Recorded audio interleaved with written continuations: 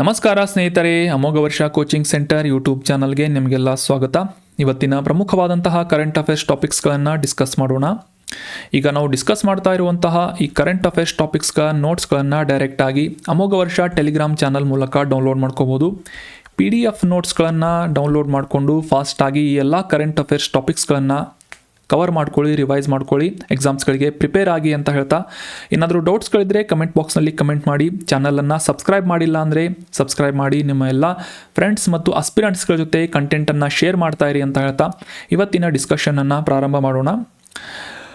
ನಿನ್ನೆ ಒಂದು ಪ್ರಶ್ನೆಯನ್ನು ಕೇಳಿದ್ದೆ, ಕರ್ನಾಟಕದಲ್ಲಿ ಅತಿ ಹೆಚ್ಚು ಲೋಕಸಭಾ ಮತದಾರರನ್ನು ಹೊಂದಿರುವಂತಹ ಚುನಾವಣಾ ಕ್ಷೇತ್ರ ಯಾವುದು ಅಂತ.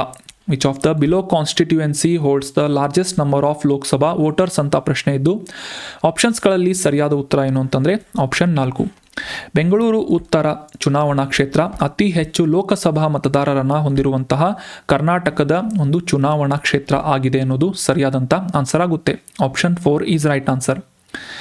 ಕರ್ನಾಟಕದ ಬೆಂಗಳೂರು ಉತ್ತರ ಚುನಾವಣಾ ಕ್ಷೇತ್ರ ಏನಿದೆ 31,30,000 ಮತದಾರರನ್ನು ಹೊಂದಿರುವಂತಹ ಕರ್ನಾಟಕದ ಅತಿ ದೊಡ್ಡ ಲೋಕಸಭಾ ಚುನಾವಣಾ ಕ್ಷೇತ್ರ ಆಗಿದೆ ಅನ್ನೋದು ಸರಿಯಾದಂಥ ಆನ್ಸರ್ ಆಗುತ್ತೆ. ಸೊ ನೆನ್ಪಿಟ್ಕೊಳ್ಳಿ, ವೆರಿ ಇಂಪಾರ್ಟೆಂಟ್.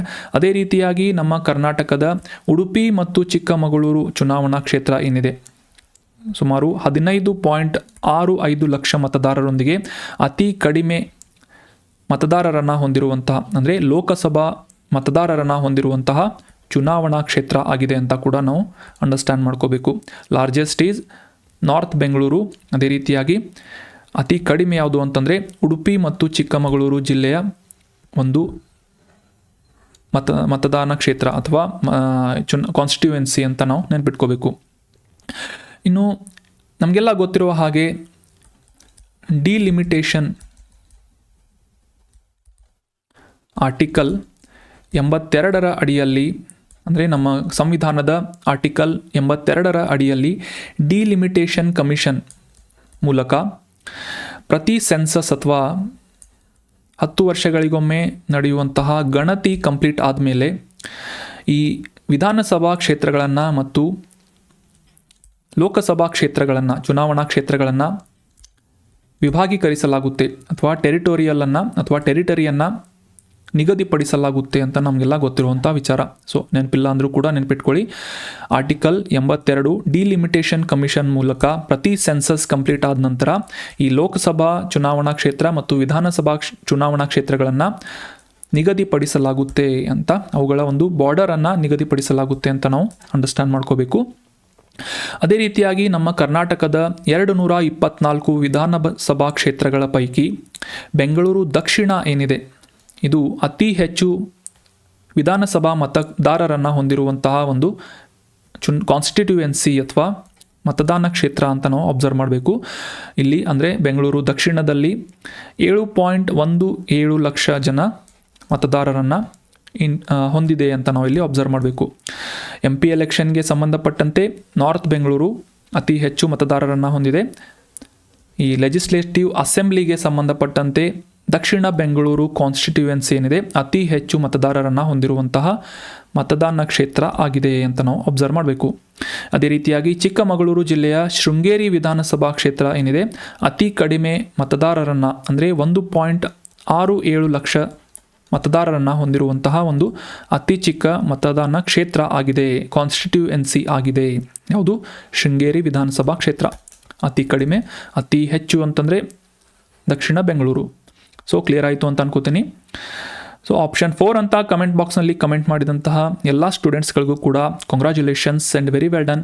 ಡಿಸ್ಕಷನ್ನಲ್ಲಿ ಭಾಗವಹಿಸೋಕೆ ಟ್ರೈ ಮಾಡಿ. ಆನ್ಸರ್ ಗೊತ್ತಿಲ್ಲ ಅಂದರೂ ಕೂಡ ಅಟ್ಲೀಸ್ಟ್ ಗೆಸ್ ಮಾಡಿ, ಆನ್ಸರ್ ಮಾಡಿ, ಕಮೆಂಟ್ ಮಾಡಿ ಅಂತ ಹೇಳ್ತಾ ಇವತ್ತಿನ ಪ್ರಶ್ನೆ ಏನು ಅಂತ ನೋಡೋಣ. ಇಂಟರ್ನ್ಯಾಷನಲ್ ಇನ್ಸ್ಟಿಟ್ಯೂಷನ್ಸ್ ಬಗ್ಗೆ ಕೂಡ ಎಕ್ಸಾಮ್ಗಳಲ್ಲಿ ಪ್ರಶ್ನೆ ಬರ್ತಾ ಇರುತ್ತೆ. ಫುಡ್ ಆ್ಯಂಡ್ ಅಗ್ರಿಕಲ್ಚರಲ್ ಆರ್ಗನೈಸೇಷನ್, ಆಹಾರ ಮತ್ತು ಕೃಷಿ ಸಂಸ್ಥೆಯ ಮುಖ್ಯ ಕಚೇರಿ ಎಲ್ಲಿದೆ ಅಂತ ಪ್ರಶ್ನೆ ಇದೆ. ನೀವೆಲ್ಲ ಓದಿರಬಹುದು ಫುಡ್ ಆ್ಯಂಡ್ ಅಗ್ರಿಕಲ್ಚರ್ ಆರ್ಗನೈಸೇಷನ್. ನಾವು ಕೂಡ ಸಾಕಷ್ಟು ಬಾರಿ ಇದರ ಬಗ್ಗೆ ರಿವೈಸ್ ಮಾಡ್ಕೊಳ್ತಾ ಇರ್ತೀವಿ. ಸೊ ಅದಕ್ಕೆ ರಿಲೇಟ್ ಆದಂತಹ ರಿವಿಷನ್ ಪ್ರಶ್ನೆ ಇದು. ಆಹಾರ ಮತ್ತು ಕೃಷಿ ಸಂಸ್ಥೆಯ ಮುಖ್ಯ ಕಚೇರಿ, where is the head quarter of food and agricultural organisation is situated ಅಂತ ಪ್ರಶ್ನೆ ಇದ್ದು, ಆಪ್ಷನ್ಸ್ಗಳಲ್ಲಿ ನ್ಯೂಯಾರ್ಕ್, ರೋಮ್, ಬುಡಾಪೆಸ್ಟ್ ಅಥವಾ ಬ್ರಸೆಲ್ಸ್ ಅಂತ ನೀಡಲಾಗಿದೆ. ಆನ್ಸರ್ ಏನು ಅಂತ ಕಮೆಂಟ್ ಬಾಕ್ಸ್ನಲ್ಲಿ ಕಮೆಂಟ್ ಮಾಡಿ. ಇನ್ನು ಮುಂದಿನ ಆರ್ಟಿಕಲ್ ನಮ್ಮ ಕರ್ನಾಟಕದ ನೂಗು ವನ್ಯಜೀವಿ ಅಭಯಾರಣ್ಯದ ಬಗ್ಗೆ ಇದೆ. ಕಾಂಟೆಕ್ಸ್ಟ್ ಏನು ಅಥವಾ ನ್ಯೂಸ್ ಏನು ಅಂತ ಅಂಡರ್ಸ್ಟ್ಯಾಂಡ್ ಮಾಡ್ಕೊಳ್ಳೋದಾದರೆ, ನಮ್ಮ ಈ ನ್ಯಾಷನಲ್ ಟೈಗರ್ ಕನ್ಸರ್ವೇಷನ್ ಅಥಾರಿಟಿ ಅಥವಾ ರಾಷ್ಟ್ರೀಯ ಹುಲಿ ಸಂರಕ್ಷಣಾ ಪ್ರಾಧಿಕಾರದ ಮೂಲಕ ಈ ನೂಗು ವೈಲ್ಡ್ ಲೈಫ್ ಸ್ಯಾಂಕ್ಚುರಿಯನ್ನು ಕೂಡ ಬಂಡೀಪುರ ಹುಲಿ ಸಂರಕ್ಷಿತ ಪ್ರದೇಶದ ಪ್ರಮುಖ ಮತ್ತು ನಿರ್ಣಾಯಕ ಪ್ರದೇಶ ಅಂತ ಘೋಷಣೆ ಮಾಡಬೇಕು ಅಂತ ರೆಕಮೆಂಡೇಷನ್ಸನ್ನು ನೀಡಲಾಗಿತ್ತು. ಆದರೆ ಈ ಒಂದು ಶಿಫಾರಸಿನ ಮೇಲೆ ಯಾವುದೇ ರೀತಿಯಾದಂತಹ ಕ್ರಮಗಳನ್ನು ಕೈಗೊಂಡಿಲ್ಲ. ಈ ನೂಗು ವನ್ಯಜೀವಿ ಅಭಯಾರಣ್ಯವನ್ನು ಬಂಡೀಪುರ ಟೈಗರ್ ರಿಸರ್ವ್ನಲ್ಲಿ ಇನ್ಕ್ಲೂಡ್ ಮಾಡಲಾಗಿಲ್ಲ ಅಂತ ನ್ಯೂಸ್ನಲ್ಲಿ ಹೈಲೈಟ್ ಮಾಡಲಾಗಿತ್ತು. ಸೊ ಹೀಗಾಗಿ ಈ ನೂಗು ವನ್ಯಜೀವಿ ಅಭಯಾರಣ್ಯ ನಮ್ಮ ಕರ್ನಾಟಕದಲ್ಲಿರುವುದು ಮತ್ತು ಇದು ಒಂದು ಪ್ರಮುಖ ಕನ್ಸರ್ವೇಷನ್ ಫಾರೆಸ್ಟ್ ಆಗಿರೋದ್ರಿಂದ ಇದಕ್ಕೆ ಸಂಬಂಧಪಟ್ಟಂತಹ ಕೆಲವೊಂದಿಷ್ಟು ಇಂಪಾರ್ಟೆಂಟ್ ಪ್ರಶ್ನೆಗಳು ಅಥವಾ ಇನ್ಫಾರ್ಮೇಷನ್ಸ್ಗಳು ನಮಗೆ ಎಕ್ಸಾಮ್ ಪಾಯಿಂಟ್ ಆಫ್ ವ್ಯೂ ಸಾಕಷ್ಟು ಪ್ರಮುಖ ಪಾತ್ರವನ್ನು ವಹಿಸುತ್ತೆ. ಸೊ ಅವುಗಳನ್ನು ರಿವೈಸ್ ಮಾಡೋಕ್ಕೆ ಟ್ರೈ ಮಾಡೋಣ. ಇದರ ಎಕ್ಸಾಕ್ಟ್ ಲೊಕೇಶನ್ ಎಲ್ಲಿ ಅಂತಂದರೆ, ಈ ಬಂಡೀಪುರ ರಾಷ್ಟ್ರೀಯ ಉದ್ಯಾನವನದ ಉತ್ತರ ಭಾಗದಲ್ಲಿ ನಮ್ಮ ಕರ್ನಾಟಕದ ಮೈಸೂರು ಜಿಲ್ಲೆಯಲ್ಲಿ ಈ ನೂಗು ಅಭಯಾರಣ್ಯ ಅಥವಾ ನೂಗು ವೈಲ್ಡ್ ಲೈಫ್ ಸ್ಯಾಂಕ್ಚುರಿ ಲೊಕೇಟ್ ಆಗಿದೆ. ಈ ದಕ್ಷಿಣ ಭಾರತದಲ್ಲಿರುವಂತಹ ತಮಿಳುನಾಡು, ಕೇರಳ ಮತ್ತು ಕರ್ನಾಟಕ ಈ 3 ರಾಜ್ಯಗಳ ಜಂಕ್ಷನ್ ಪ್ರದೇಶವಾಗಿರುವಂತಹ ನೀಲಗಿರಿ ಬಯೋಸ್ಫೇರ್ ರಿಸರ್ವ್ನ ಭಾಗವಾಗಿ ಕೂಡ ಈ ನೂಗು ವೈಲ್ಡ್ ಲೈಫ್ ಸ್ಯಾಂಕ್ಚುರಿಯನ್ನು ನಾವು ಗುರುತಿಸಬೇಕು. ಇಂಪಾರ್ಟೆಂಟ್ ಏನು ಅಂತಂದರೆ, ಇದು ಮೈಸೂರಿನಲ್ಲಿದೆ ಅನ್ನೋದು ಸಾಕಷ್ಟು ಮಹತ್ವದ ಪಾಯಿಂಟ್ ಆಗುತ್ತೆ. ಕರ್ನಾಟಕದ ಮೈಸೂರಿನಲ್ಲಿ ನೂಗು ವನ್ಯಜೀವಿ ಅಭಯಾರಣ್ಯ ಲೊಕೇಟ್ ಆಗಿದೆ. ಇಲ್ಲಿ ಹರಿಯುವಂತಹ ನೂಗು ಅನ್ನುವ ಹೆಸರಿನ ನದಿಯ ಕಾರಣಕ್ಕಾಗಿ ಇದಕ್ಕೆ ಈ ಒಂದು ರಿಸರ್ವ್ ಫಾರೆಸ್ಟ್ಗೆ ನೂಗು ವೈಲ್ಡ್ ಲೈಫ್ ಸ್ಯಾಂಕ್ಚುರಿ ಅಂತ ನಾವು ಕರಿತೇವೆ. ಸಾಮಾನ್ಯವಾಗಿ ಎಲೆ ಉದುರುವಂತಹ ಕಾಡುಗಳು, ಒಣ ಪೊದೆಗಳಿಂದ ಸಾಕಷ್ಟು ವೈವಿಧ್ಯಮಯವಾದಂತಹ ಸಸ್ಯವರ್ಗವನ್ನು ಹೊಂದಿರುವಂತಹ ಈ ನೂಗು ವೈಲ್ಡ್ ಲೈಫ್ ಸ್ಯಾಂಕ್ಚುರಿಯಲ್ಲಿ ಹುಲಿಗಳು, ಆನೆಗಳು, ಚಿರತೆಗಳು, ನೀರು ನಾಯಿ ಅಂತಂದರೆ ಆಟರ್ ಅಂತ ಗುರುತಿಸ್ತೇವೆ.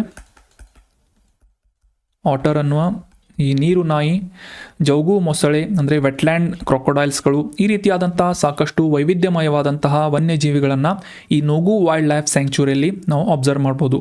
ಈ ನೂಗು ನದಿಗೆ ಅಡ್ಡಲಾಗಿ ಕಟ್ಟಲಾದಂತಹ ಅಣೆಕಟ್ಟು ಕೂಡ ಇದೇ ಒಂದು ಪ್ರದೇಶದಲ್ಲಿ ಇದೆ. ಸಾಕಷ್ಟು ವೈವಿಧ್ಯಮಯವಾದಂತಹ ಪರಿಸರದ ಮಹತ್ವವನ್ನು ಹೈಲೈಟ್ ಮಾಡುವಂತಹ ಪ್ರದೇಶವಾಗಿದೆ.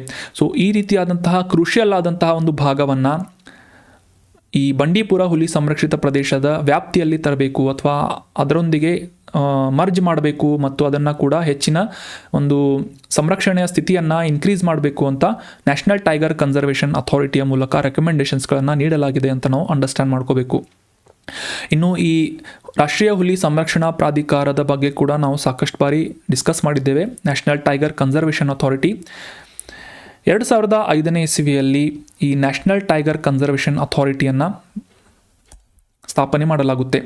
ಕೇಂದ್ರದ ministry of environment, forest and climate change ಅಂದರೆ ಕೇಂದ್ರದ ಈ ಪರಿಸರ, ಅರಣ್ಯ ಮತ್ತು ಹವಾಮಾನ ಬದಲಾವಣೆ ಸಚಿವಾಲಯದ ಮೂಲಕ ಮಾನಿಟರ್ ಮಾಡಲಾಗ್ತಾ ಇರುವಂತಹ ಒಂದು ಸಂರಕ್ಷಣೆಯ ಅಂದರೆ ವನ್ಯಜೀವಿ ಸಂರಕ್ಷಣೆಯ, ಅದರಲ್ಲೂ ಮುಖ್ಯವಾಗಿ ಈ ಹುಲಿ ಸಂರಕ್ಷಣೆಯ ಬಗ್ಗೆ ಹೆಚ್ಚಿನ ಕಾಳಜಿಯನ್ನು ವಹಿಸುವಂತಹ ನಿಟ್ಟಿನಲ್ಲಿ ಕೆಲಸ ಮಾಡುವಂತಹ ಸಂಸ್ಥೆಯಾಗಿ, ಪ್ರಾಧಿಕಾರವಾಗಿ ನ್ಯಾಷನಲ್ ಟೈಗರ್ ಕನ್ಸರ್ವೇಷನ್ ಅಥಾರಿಟಿಯನ್ನು ನಾವು ಗುರುತಿಸ್ತೇವೆ. 2005ನೇ ಇಸವಿಯಲ್ಲಿ ಇದನ್ನು ಸ್ಥಾಪನೆ ಮಾಡಲಾಗುತ್ತೆ. ಇದರ ನೆಕ್ಸ್ಟ್ ಇಯರ್ ಅಂತಂದರೆ 2006ನೇ ಇಸವಿಯಲ್ಲಿ ಮೊದಲ ಬಾರಿಗೆ ನಮ್ಮ ಭಾರತದಾದ್ಯಂತ ಟೈಗರ್ ಸೆನ್ಸಸ್ಸನ್ನು, ಹುಲಿ ಗಣತಿಯನ್ನು ಕೂಡ ಕಂಡಕ್ಟ್ ಮಾಡಲಾಗುತ್ತೆ. ಫಸ್ಟ್ ಟೈಗರ್ ಸೆನ್ಸಸ್ ಇದನ್ನು ನ್ಯಾಷನಲ್ ಟೈಗರ್ ಕನ್ಸರ್ವೇಷನ್ ಅಥಾರಿಟಿಯ ಅಡಿಯಲ್ಲಿ ಸಾಕಷ್ಟು ವಾಲಂಟಿಯರ್ಸ್ಗಳು ಮತ್ತು ಸಿಬ್ಬಂದಿಗಳನ್ನು ಒಳಗೊಂಡಂತೆ ದೇಶದಾದ್ಯಂತ ಈ ಟೈಗರ್ ಕನ್ಸರ್ವೇಷನನ್ನು ಈ ಟೈಗರ್ ಸೆನ್ಸಸ್ಸನ್ನು ಕಂಡಕ್ಟ್ ಮಾಡಲಾಗುತ್ತೆ ಅಂತ ನಮಗೆಲ್ಲ ಗೊತ್ತಿರಬೇಕಾದಂಥ ವಿಚಾರ. ಅದೇ ರೀತಿಯಾಗಿ ಇತ್ತೀಚೆಗೆ 5ನೇ ಟೈಗರ್ ಸೆನ್ಸಸ್ಸನ್ನು ಕಂಡಕ್ಟ್ ಮಾಡಲಾಗಿತ್ತು 2022ನೇ ಇಸವಿಯಲ್ಲಿ. ಸೊ ಈಗ ಸದ್ಯಕ್ಕೆ ನಮ್ಮ ದೇಶದಾದ್ಯಂತ ಹುಲಿಗಳ ಸಂಖ್ಯೆ ಎಷ್ಟು ಅಂತಂದರೆ 3600ಕ್ಕೂ ಹೆಚ್ಚು, 682 ಅನಿಸುತ್ತೆ. ಸೊ 3600ಕ್ಕೂ ಹೆಚ್ಚು ಸಂಖ್ಯೆಯ ಹುಲಿಗಳನ್ನು ನಮ್ಮ ಭಾರತದಾದ್ಯಂತ ಈ ಟೈಗರ್ ಸೆನ್ಸಸ್ನಲ್ಲಿ ರೆಕಾರ್ಡ್ ಮಾಡಲಾಗಿದೆ. 2022ರಲ್ಲಿ 5ನೇ ಟೈಗರ್ ಸೆನ್ಸಸ್ಸನ್ನು ನ್ಯಾಷನಲ್ ಟೈಗರ್ ಕನ್ಸರ್ವೇಷನ್ ಅಥಾರಿಟಿಯ ಮೂಲಕ ಕಂಡಕ್ಟ್ ಮಾಡಲಾಗಿತ್ತು ಅನ್ನೋದು ಇಂಪಾರ್ಟೆಂಟ್ ಆದಂಥ ಮಾಹಿತಿ ಆಗುತ್ತೆ. ಇನ್ನು ಮುಂದಿನ ಆರ್ಟಿಕಲ್ ಒಂದು ಮ್ಯಾಪಿಂಗ್ ರಿಲೇಟ್ ಆದಂತಹ ಮಾಹಿತಿಯಾಗಿದ್ದು, ಇತ್ತೀಚೆಗೆ ಮೃತ ಸಮುದ್ರ ಅಥವಾ ಈ ಪಶ್ಚಿಮ ಏಷ್ಯಾ ಭಾಗದಲ್ಲಿರುವಂತಹ ಡೆಡ್ ಸಿ ನ್ಯೂಸ್ನಲ್ಲಿತ್ತು. ನ್ಯೂಸ್ ಏನು ಅಥವಾ ಕಾಂಟೆಕ್ಸ್ಟ್ ಏನು ಅಂತ ಅರ್ಥ ಮಾಡ್ಕೊಳ್ಳೋದಾದರೆ, ನಮಗೆಲ್ಲ ಗೊತ್ತಿರುವ ಹಾಗೆ ಸಾಕಷ್ಟು ಹೆಚ್ಚಿನ ಪ್ರಮಾಣದ ಲವಣ ಅಂಶವನ್ನು ಹೊಂದಿರುವಂತಹ ಈ ಮೃತ ಸಮುದ್ರದ ಅಂತರ್ಜಲದಿಂದ ಈ ಒಂದು ಮೃತ ಸಮುದ್ರದ ಒಳಭಾಗದಲ್ಲಿ ಅಂದರೆ ನೀರಿನ ಕೆಳಪದರದಲ್ಲಿ ಖನಿಜಗಳಿಂದ ಸ್ವಾಭಾವಿಕವಾಗಿ ರೂಪುಗೊಂಡಂತಹ ಕ್ರಿಸ್ಟಲೈಸ್ ಆದಂತಹ ಅಂದರೆ ಸ್ಫಟಿಕೀಕರಣಗೊಂಡಂತಹ ಸುಮಾರು 1 ಮೀಟರ್ನಷ್ಟು ಎತ್ತರದ ಚಿಮ್ನಿಯನ್ನು ಅಂದರೆ ಈ ಲವಣಾಂಶದಿಂದ ರೂಪುಗೊಂಡಂತಹ ಚಿಮ್ನಿಯನ್ನು ಇತ್ತೀಚೆಗೆ ಸಂಶೋಧಕರಿಂದ ಪತ್ತೆ ಹಚ್ಚಲಾಗಿದೆ ಅಂತ ನ್ಯೂಸ್ನಲ್ಲಿ ಪಬ್ಲಿಷ್ ಆಗಿತ್ತು. ಸೊ ಈ ಡೆಡ್ ಸಿ ನ್ಯೂಸ್ನಲ್ಲಿರುವುದರಿಂದ ಇದಕ್ಕೆ ಸಂಬಂಧಪಟ್ಟಂಥ ಮ್ಯಾಪಿಂಗ್ ರಿಲೇಟ್ ಆದಂತಹ ಮಾಹಿತಿಗಳು ನಮಗೆ ಎಕ್ಸಾಮಿನೇಷನ್ ಪರ್ಸ್ಪೆಕ್ಟಿವ್ ಸಾಕಷ್ಟು ಇಂಪಾರ್ಟೆಂಟ್ ಆಗುತ್ತೆ. ಇದರ ಎಕ್ಸಾಕ್ಟ್ ಲೊಕೇಶನನ್ನು ಅಬ್ಸರ್ವ್ ಮಾಡೋದಾದರೆ ಆಗಲೇ ತಿಳಿಸಿದ ಹಾಗೆ ವೆಸ್ಟರ್ನ್ ಏಷ್ಯಾ ಅಥವಾ ಪಶ್ಚಿಮ ಏಷ್ಯಾ ಭಾಗದಲ್ಲಿ ಜೋರ್ಡಾನ್ ದೇಶ ಮತ್ತು ಇಸ್ರೇಲ್ ದೇಶದ ನಡುವೆ ಭೂವೇಷ್ಟಿತವಾದಂತಹ ಅಥವಾ ಲ್ಯಾಂಡ್ ಲಾಕ್ಡ್ ಆದಂತಹ ಒಂದು ವಾಟರ್ ಬಾಡಿ ಯಾವುದು ಅಂತಂದರೆ ಡೆಡ್ ಸಿ ಅಥವಾ ಮೃತ ಸಮುದ್ರ ಅಂತ ನಾವು ಅಬ್ಸರ್ವ್ ಮಾಡಬೇಕು. ಮೃತ ಸಮುದ್ರ.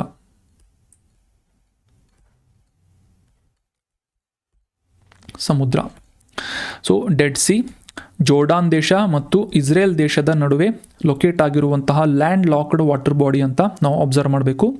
ಇದು ಮುಖ್ಯವಾಗಿ ಈ ಜೋರ್ಡಾನ್ ಅನ್ನುವ ನದಿಯಿಂದ ನೀರನ್ನು ಪಡೆದುಕೊಳ್ಳುತ್ತೆ. ಆದರೆ ಹೊರ ಹೋಗಲು ಯಾವುದೇ ರೀತಿಯಾಗಿ ನೀರಿನ ಒಂದು ಔಟ್ಲೆಟ್ ಇಲ್ಲದೆ ಇರುವ ಕಾರಣಕ್ಕಾಗಿ ಈ ಡೆಡ್ ಸಿ ಅಥವಾ ಮೃತ ಸಮುದ್ರದಲ್ಲಿ ಶೇಖರಣೆಗೊಂಡಂತಹ ನೀರು ಸತತವಾಗಿ ಆವಿಯಾಗಿ ಅಲ್ಲಿ ಹೆಚ್ಚಿನ ಒಂದು ಲವಣಾಂಶ ಉಳಿದುಕೊಳ್ಳುವುದರಿಂದ ಹೆಚ್ಚಿನ ಲವಣಯುಕ್ತತೆಯನ್ನು ಈ ಮೃತ ಸಮುದ್ರ ಹೊಂದಿದೆ. ಸಾಮಾನ್ಯವಾಗಿ ಈ ಸಮುದ್ರದ ನೀರಿಗೆ ಕಂಪೇರ್ ಮಾಡಿದರೆ, ಇತರ ಸಮುದ್ರದ ನೀರಿಗೆ ಕಂಪೇರ್ ಮಾಡಿದರೆ 10 ಪಟ್ಟು ಹೆಚ್ಚಿನ ಉಪ್ಪಿನ ಅಂಶವನ್ನು ಈ ಮೃತ ಸಮುದ್ರ ಹೊಂದಿದೆ. ಅಂದರೆ ಈ ಒಂದು ಲೀಟರ್ನಲ್ಲಿ ಸುಮಾರು 340.2 ಮಿಲಿಲೀಟರ್ಗಳಷ್ಟು ನೀರಿನ ಲವಣಾಂಶವನ್ನು ಹೊಂದಿದೆ. ಅಂದರೆ 34% ಸ್ಯಾಲಿನಿಟಿಯನ್ನು ಹೊಂದಿರುವಂತಹ ಒಂದು ವಾಟರ್ ಬಾಡಿ ಯಾವುದು ಅಂತಂದರೆ ಡೆಡ್ ಸಿ ಅಂತ ನಾವು ಸಿಂಪಲ್ ಆಗಿ ಅಂಡರ್ಸ್ಟ್ಯಾಂಡ್ ಮಾಡ್ಕೋಬೇಕು. ಡೆಡ್ ಸಿ ಜೋರ್ಡಾನ್ ಮತ್ತು ಇಸ್ರೇಲ್ ದೇಶದ ಮಧ್ಯಭಾಗದಲ್ಲಿದೆ. ಸಾಮಾನ್ಯವಾಗಿ ಈ ಸಮುದ್ರ ಮಟ್ಟದಿಂದ ಅತಿ ಕಡಿಮೆ ಎತ್ತರದಲ್ಲಿ ಸಾಕಷ್ಟು ಡಿಪ್ರೆಷನ್ ಅಥವಾ ಒಂದು ತಗ್ಗು ಭಾಗದಲ್ಲಿ ಗುರುತಿಸಿಕೊಳ್ಳುವಂತಹ ಡೆಡ್ ಸಿ ಸಮುದ್ರ ಮಟ್ಟದಿಂದ ಸುಮಾರು 430.5 ಮೀಟರ್ನಷ್ಟು ಕೆಳಗಡೆ ಇದೆ ಅಂತ ನಾವು ಅಬ್ಸರ್ವ್ ಮಾಡಬೇಕು. ಅಂದರೆ ಈ ಹಿಮಾಲಯ ನಮಗೆಲ್ಲ ಗೊತ್ತಿರುವಂತೆ ಸುಮಾರು 8.8 ಕಿಲೋಮೀಟರ್ಗಳಷ್ಟು ಎತ್ತರದಲ್ಲಿದೆ ಅಂತ ನಮಗೂ ಗೊತ್ತು ಸಮುದ್ರ ಮಟ್ಟದಿಂದ, ಸಿ ಲೆವೆಲ್ನಿಂದ. ಆದರೆ ಅದಕ್ಕೆ ಅಪೋಸಿಟ್ ಆಗಿ ಸಮುದ್ರ ಮಟ್ಟದಿಂದ 430.5 ಮೀಟರ್ಗಳಷ್ಟು ಕೆಳಗೆ ಇರುವಂತಹ ಒಂದು ಭಾಗ ಈ ಮೃತ ಸಮುದ್ರದ ಲೊಕೇಶನ್ ಆಗಿದೆ ಅಂತ ನಾವು ಅಬ್ಸರ್ವ್ ಮಾಡಬೇಕು. 605 ಚದರ ಕಿಲೋಮೀಟರ್ಗಳಷ್ಟು ವಿಸ್ತೀರ್ಣವನ್ನು ಹೊಂದಿರುವಂತಹ ಈ ಮೃತ ಸಮುದ್ರದ ಉದ್ದವನ್ನು ಸುಮಾರು 50 ಕಿಲೋಮೀಟರ್ಗಳಷ್ಟು ಮತ್ತು ಅಗಲವನ್ನು ಸುಮಾರು 15 ಕಿಲೋಮೀಟರ್ಗಳಷ್ಟು ಅಂತ ಅಂದಾಜು ಮಾಡಲಾಗಿದೆ. ಟೋಟಲ್ ಇದರ ವಿಸ್ತೀರ್ಣ ಎಷ್ಟು ಅಂತಂದರೆ 605 ಚದರ ಕಿಲೋಮೀಟರ್ ಅಥವಾ 605 ಕಿಲೋಮೀಟರ್ ಸ್ಕ್ವೇರ್ ಅಂತ ನಾವಿಲ್ಲಿ ಅಬ್ಸರ್ವ್ ಮಾಡಬೇಕು. ಸೊ ಇದರ ಮ್ಯಾಪಿಂಗ್ ಲೊಕೇಶನ್ ಕ್ಲಿಯರ್ ಆಯಿತು ಅಂತ ಅನ್ಕೋತೀನಿ. ಇದರ ಕೆಲವೊಂದಿಷ್ಟು ಇನ್ನಷ್ಟು ವೈಶಿಷ್ಟ್ಯಗಳನ್ನು ಅಬ್ಸರ್ವ್ ಮಾಡೋದಾದರೆ, ಜಾಗತಿಕವಾಗಿ ಈ ಅಂಟಾರ್ಟಿಕಾದಲ್ಲಿರುವಂತಹ ಡಾನ್ ಜುವಾನ್ ಅನ್ನುವ ಸರೋವರ, ವಂಡಾ ಸರೋವರ ಮತ್ತು ಈ ಆಫ್ರಿಕಾ ಖಂಡದ ಜಿಬೂತಿ ಅನ್ನುವ ರಾಷ್ಟ್ರದಲ್ಲಿರುವಂತಹ ಅಸ್ಸಾಲ್ ಸರೋವರ, ಈ ರೀತಿಯಾಗಿ 3 ಪ್ರಮುಖ ಅತಿ ಹೆಚ್ಚಿನ ಉಪ್ಪಿನ ಅಂಶವನ್ನು ಹೊಂದಿರುವಂತಹ ಸರೋವರಗಳ ನಂತರ 4ನೇ ಜಗತ್ತಿನ ಅತಿ ಹೆಚ್ಚು ಉಪ್ಪಿನ ಅಂಶವನ್ನು ಹೊಂದಿರುವಂತಹ ಸರೋವರ ಅಥವಾ ಸಮುದ್ರ ಮೃತ ಸಮುದ್ರ ಅಂತ ನಾವು ಅಬ್ಸರ್ವ್ ಮಾಡಬೇಕು. ಇದನ್ನು ಜಾಗ್ರಫಿಕಲ್ಲಿ ಸರೋವರ ಅಂತ ಟೆಕ್ನಿಕಲಿ ಇದನ್ನು ಗುರುತಿಸಿದ್ರು ಕೂಡ ಇದರ ವಿಸ್ತೀರ್ಣವನ್ನು ಕನ್ಸಿಡರ್ ಮಾಡಿ ಇದನ್ನು ಸ್ಥಳೀಯ ಜನರಿಂದ ಸಮುದ್ರ ಅಂತ ಅಬ್ಸರ್ವ್ ಮಾಡಲಾಗುತ್ತೆ. ಡೆಡ್ ಸಿ ಎಲ್ಲಿದೆ ಅಂತಂದರೆ ಏಷ್ಯಾ ಖಂಡದಲ್ಲಿದೆ. ಯಾವ 2 ದೇಶಗಳ ನಡುವೆ ಇದೆ ಅಂತಂದರೆ ಜೋರ್ಡಾನ್ ಮತ್ತು ಇಸ್ರೇಲ್ ದೇಶದ ನಡುವೆ ಲೊಕೇಟ್ ಆಗಿದೆ ಅಂತ ಸಿಂಪಲ್ ಆಗಿ ನಾವು ನೆನ್ಪಿಟ್ಕೋಬೇಕು. ಎಕ್ಸಾಮಿನೇಷನ್ ಪಾಯಿಂಟ್ ಆಫ್ ವ್ಯೂ ಸಾಕಷ್ಟು ಇಂಪಾರ್ಟೆಂಟ್ ಆಗುತ್ತೆ. ಆಗಲೇ ಡಿಸ್ಕಸ್ ಮಾಡಿದ ಹಾಗೆ ಯಾವುದೇ ರೀತಿಯಾದಂಥ ಹೊರಹರಿವನ್ನು ಹೊಂದಿಲ್ಲದೇ ಇರುವಂತಹ ಮತ್ತು ಜೋರ್ಡಾನ್ ನದಿಯಿಂದ ಒಳಹರಿವನ್ನು ಹೊಂದಿರುವಂತಹ ಅಂದರೆ ಜೋರ್ಡಾನ್ ನದಿಯಿಂದ ನೀರನ್ನು ಪಡೆದುಕೊಳ್ಳುವಂತಹ ಒಂದು ಸಮುದ್ರ ಮೃತ ಸಮುದ್ರ. ಸೊ ಯಾವುದೇ ಔಟ್ಲೆಟ್ ಇಲ್ಲದೆ ಇರುವ ಕಾರಣಕ್ಕಾಗಿ ಹೆಚ್ಚಿನ ಒಂದು ನೀರು ಆವಿಯಾಗಿ ಲವಣಾಂಶ ಉಳಿದುಕೊಳ್ಳುವುದರಿಂದ ಹೆಚ್ಚಿನ ಒಂದು ಸ್ಯಾಲಿನಿಟಿಯನ್ನು ಹೊಂದಿರುವಂತಹ ಸಮುದ್ರ ಆಗಿ ಈ ಡೆಡ್ ಸಿಯನ್ನು ಗುರುತಿಸಲಾಗುತ್ತೆ. ಇದೇ ವಿಪರೀತವಾದಂತಹ ಲವಣಾಂಶ ಹೊಂದಿರುವ ಕಾರಣಕ್ಕಾಗಿ ಸಾಕಷ್ಟು ಕಠಿಣ ಹವಾಮಾನವನ್ನು ಹೊಂದಿದೆ. ಇದೇ ಕಾರಣದಿಂದಾಗಿ ಹೆಚ್ಚಿನ ಜೀವ ವೈವಿಧ್ಯತೆಯನ್ನು ಇಲ್ಲಿ ನಾವು ಕಾಣಲು ಸಾಧ್ಯವಾಗುವುದಿಲ್ಲ. ಸಾಮಾನ್ಯವಾಗಿ ಪಾಚಿ ಅಥವಾ ಇತರ ಕೆಲವೊಂದಿಷ್ಟು ಸೂಕ್ಷ್ಮ ಜೀವಿಗಳನ್ನು ಮಾತ್ರ ಈ ಮೃತ ಸಮುದ್ರದಲ್ಲಿ ನಾವು ಅಬ್ಸರ್ವ್ ಮಾಡ್ಬೋದು. ಯಾವುದೇ ರೀತಿಯಾಗಿ ದೊಡ್ಡ ಮೀನುಗಳಂತಹ ಪ್ರಜಾತಿಗಳನ್ನು ಇಲ್ಲಿ ನಾವು ಅಬ್ಸರ್ವ್ ಮಾಡೋಕ್ಕೆ ಸಾಧ್ಯ ಆಗೋದಿಲ್ಲ. ಲವಣಾಂಶ ಹೆಚ್ಚಿಗೆ ಇದ್ದರೆ ಆಬ್ವಿಯಸ್ಲಿ ಇಲ್ಲಿ ಡೆನ್ಸಿಟಿ ಕೂಡ ಇನ್ಕ್ರೀಸ್ ಆಗುತ್ತೆ, ಅಂದರೆ ಸಾಂದ್ರತೆ ಕೂಡ ಹೆಚ್ಚಾಗಿರುತ್ತೆ. 1.24 kg ಪ್ರತಿ ಲೀಟರ್ನಷ್ಟು ಸಾಂದ್ರತೆಯನ್ನು ಈ ಮೃತ ಸಮುದ್ರ ಹೊಂದಿದ್ದು, ಸಾಮಾನ್ಯವಾಗಿ ಇಲ್ಲಿ ಈಜಾಡುವಂಥ ಅವಶ್ಯಕತೆ ಇರೋದಿಲ್ಲ. ಇಲ್ಲಿ ನೀರಿನಲ್ಲಿ ನೀವು ಒಮ್ಮೆ ಇಳಿದ್ರಿ ಅಂತಂದರೆ ಆಟೋಮ್ಯಾಟಿಕ್ಕಾಗಿ ಅಲ್ಲಿ ಈಸಿಯಾಗಿ ತೇಲಿಸುವಂತೆ ಅಷ್ಟು ಡೆನ್ಸಿಟಿಯನ್ನು ಈ ಮೃತ ಸಮುದ್ರ ಹೊಂದಿದೆ ಅಂತ ನಾವು ಅಬ್ಸರ್ವ್ ಮಾಡ್ಬೋದು. ಈ ಇಮೇಜ್ನಲ್ಲಿ ಅಬ್ಸರ್ವ್ ಮಾಡ್ಬೋದು ಈ ಮೃತ ಸಮುದ್ರದಲ್ಲಿ ಯಾವ ರೀತಿಯಾಗಿ ತೇಲ್ತಾ ಇರುವಂತಹ, ಫ್ಲೋಟಿಂಗ್ ಮಾಡ್ತಾ ಇರುವಂತಹ ಮನುಷ್ಯ ನ್ಯೂಸ್ ಪೇಪರನ್ನು ಓದ್ತಾ ಇದ್ದಾನೆ ಅಂತ. ಇನ್ನು ಕಾಂಟೆಕ್ಸ್ಟ್ನಲ್ಲಿ ನಾವು ಚಿಮ್ನಿ ಬಗ್ಗೆ ಡಿಸ್ಕಸ್ ಮಾಡಿದ್ವಿ. ಈ ಸಾಮಾನ್ಯವಾಗಿ ನೀರಿನ ಮೇಲ್ಮೈ ಕಡೆಗೆ ಕಂಡುಬರುವಂತಹ ಈ ರೀತಿಯಾದಂತಹ ಉಪ್ಪಿನ ಅಂಶದಿಂದ ಅಥವಾ ಖನಿಜಗಳಿಂದ ಉಂಟಾದಂತಹ ಸ್ವಾಭಾವಿಕ ಚಿಮ್ನಿಗಳನ್ನು ನಾವು ಅಬ್ಸರ್ವ್ ಮಾಡ್ಬೋದು. ಆದರೆ ಇತ್ತೀಚೆಗೆ ಈ ಒಂದು ಮೃತ ಸಮುದ್ರದ ಆಳದಲ್ಲಿ ಒಳಭಾಗದಲ್ಲಿ ಅಂತರ್ಜಲದಿಂದ ಮತ್ತು ಆ ಒಂದು ಲವಣಾಂಶದಿಂದ ರೂಪುಗೊಂಡಂತಹ ಸುಮಾರು 1 ಮೀಟರ್ನಷ್ಟು ಎತ್ತರದ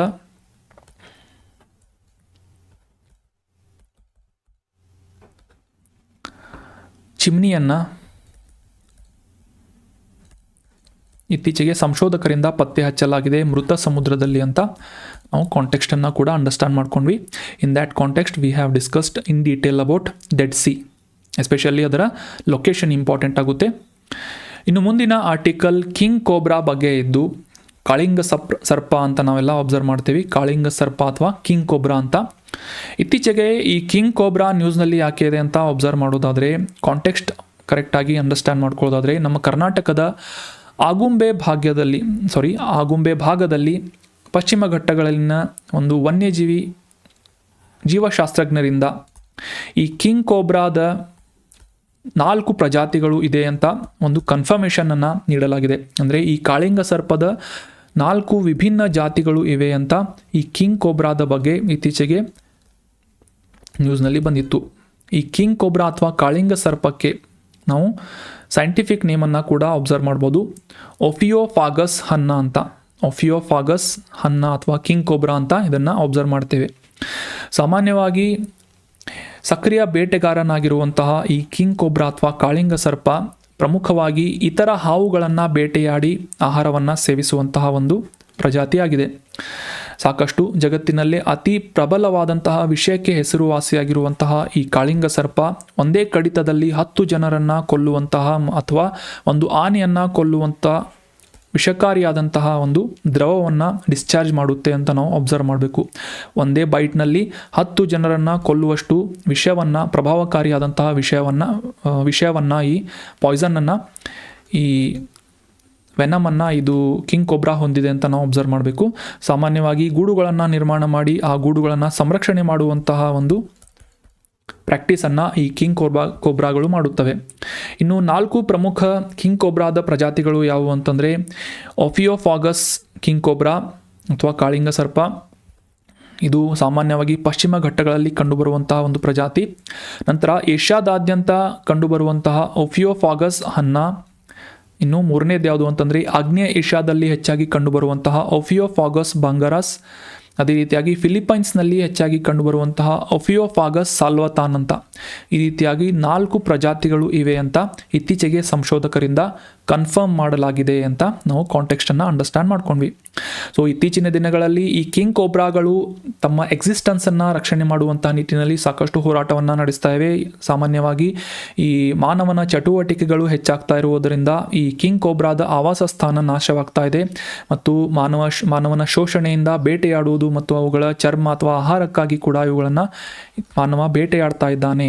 ಸೊ ಹೀಗಾಗಿ ಸಾಕಷ್ಟು ದುರ್ಬಲ ಸಂರಕ್ಷಣಾ ಸ್ಥಿತಿಯನ್ನು ಕಿಂಗ್ ಕೋಬ್ರಾಗಳು ಹೊಂದಿವೆ ಅಂತ ನಾವಿಲ್ಲಿ ಅಬ್ಸರ್ವ್ ಮಾಡಬೇಕು. ಇನ್ನು ಇದರ ಕನ್ಸರ್ವೇಷನ್ ಸ್ಟೇಟಸನ್ನು ಕರೆಕ್ಟಾಗಿ ಅಬ್ಸರ್ವ್ ಮಾಡೋದಾದರೆ, international union for conservation of nature ಮೂಲಕ ವಲ್ನರೇಬಲ್ ಕ್ಯಾಟಗರಿ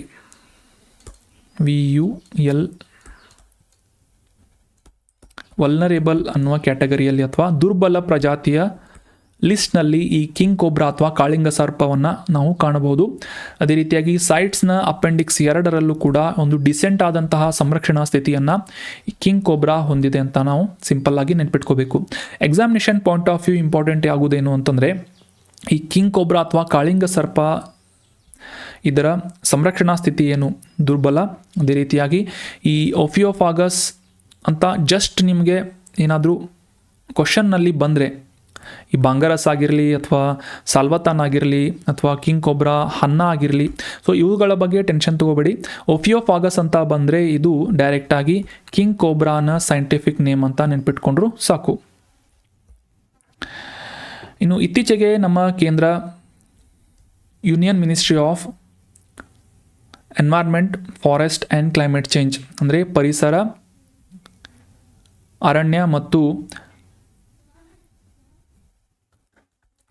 ಹವಾಮಾನ ಬದಲಾವಣೆ ಸಚಿವಾಲಯದ ಮೂಲಕ ಛತ್ತೀಸ್ಗಢದಲ್ಲಿರುವಂತಹ ಗುರು ಘಾಸಿದಾಸ್ ತಮೋರ್ ಪಿಂಗ್ಲಾ ಹುಲಿ ಪ್ರದೇಶವನ್ನು ಅಂದರೆ ಸಂರಕ್ಷಿತ ಪ್ರದೇಶವನ್ನು ಹುಲಿ ಮೀಸಲು ಪ್ರದೇಶ ಅಥವಾ ಟೈಗರ್ ರಿಸರ್ವ್ ಅಂತ ಘೋಷಣೆ ಮಾಡಲಾಗಿದೆ. ಇದರ ಮೂಲಕ ನಮ್ಮ ಭಾರತದಾದ್ಯಂತ ಇದು 56ನೇ ಟೈಗರ್ ರಿಸರ್ವ್ ಆಗಿದೆ ಅಂತ ನಾವು ಇಲ್ಲಿ ಅಬ್ಸರ್ವ್ ಮಾಡಬೇಕು. So examination point of view very important ಆಗುತ್ತೆ. ಇತ್ತೀಚೆಗೆ ನಮ್ಮ ಭಾರತದ 56ನೇ ಹುಲಿ ಸಂರಕ್ಷಿತ ಪ್ರದೇಶ ಅಥವಾ ಟೈಗರ್ ರಿಸರ್ವನ್ನು ಘೋಷಣೆ ಮಾಡಲಾಗಿದೆ. ಅದು ಎಲ್ಲಿದೆ ಅಂತಂದರೆ ನಮ್ಮ ಛತ್ತೀಸ್ಗಢ ರಾಜ್ಯದಲ್ಲಿದೆ. ಅದರ ಹೆಸರೇನು ಅಂತಂದರೆ ಗುರು ಘಾಸಿದಾಸ್ ತಮೋರ್ ಪಿಂಗ್ಲಾ ಹುಲಿ ಸಂರಕ್ಷಿತ ಪ್ರದೇಶ. ಇದು 56ನೇ ಟೈಗರ್ ರಿಸರ್ವ್ ಅಂತ ಸಿಂಪಲ್ ಆಗಿ ನೆನ್ಪಿಟ್ಕೊಂಡ್ರು ಸಾಕು. ಕೇಂದ್ರ ಪರಿಸರ, ಅರಣ್ಯ ಮತ್ತು ಹವಾಮಾನ ಬದಲಾವಣೆಯ ಸಚಿವರಾದಂತಹ ಭೂಪೇಂದ್ರ ಯಾದವ್ ಅವರಿಂದ ಈ ಒಂದು ಘೋಷಣೆಯನ್ನು ಮಾಡಲಾಗಿದೆ ಅಂತ ನಾವು ಟ್ವಿಟರ್ನಲ್ಲಿ ಅಬ್ಸರ್ವ್ ಮಾಡಿದ್ವಿ.